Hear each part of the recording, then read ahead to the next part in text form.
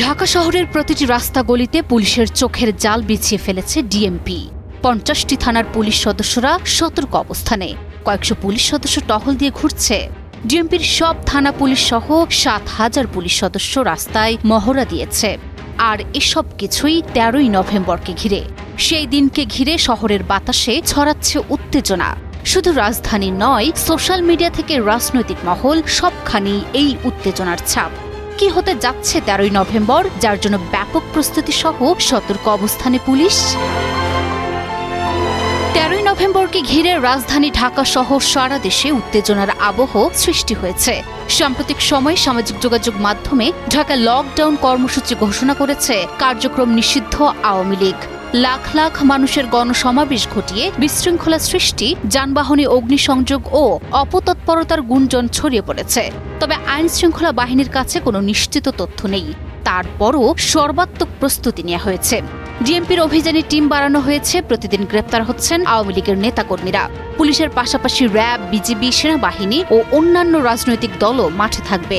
সবাই সম্ভাব্য অপতৎপরতা প্রতিরোধে তৎপর। এখন প্রশ্ন জাগতেই পারে, কেন ১৩ই নভেম্বরকেই তারা বেছে নিল?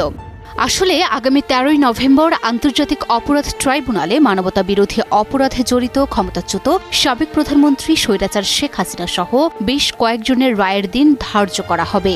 তাই এই তারিখটাকেই কেন্দ্র করে রাজধানী সহ সারা দেশে উত্তেজনা বিরাজ করার চেষ্টা করছে কার্যক্রম নিষিদ্ধ আওয়ামী লীগ। গোয়েন্দা সূত্রের দাবি, এই পরিকল্পনার সমন্বয় করা হচ্ছে প্রতিবেশী দেশ ভারত থেকে। আর বাস্তবায়নে সারা দেশের আওয়ামী লীগের ক্যাডার বাহিনীকে সক্রিয় করা হয়েছে। গোয়েন্দা প্রতিবেদন সূত্রে জানা গেছে, ঢাকায় নাশকতার মূল সমন্বয়ক হিসেবে দায়িত্ব দেওয়া হয়েছে ভারতে পলাতক সাবেক স্বরাষ্ট্রমন্ত্রী আসাদুজ্জামান খান কামালকে। ঢাকায় অস্থিরতা সৃষ্টির মিশন বাস্তবায়নে সমন্বয় করছেন পলাতক সাবেক ছাত্রলীগ সভাপতি লিয়াকত শিকদার, গাজীপুরের সাবেক মেয়র জাহাঙ্গীর আলম এবং যুবলীগ নেতা ইসমাইল চৌধুরী সম্রাট ওরফে ক্যাসিনো সম্রাট।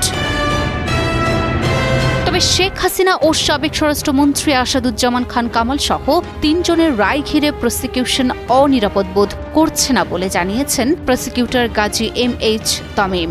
যে আপনারা জানেন যে সাবেক প্রধানমন্ত্রী শেখ হাসিনার মামলার রায়ের তারিখ নির্ধারণ হবে এ মাসের ১৩ তারিখে। তার জন্য প্রসিকিউশনের প্রস্তুতি কিছু নেই। প্রসিকিউশন কোনো অনিরাপত্তা বোধও করছে না।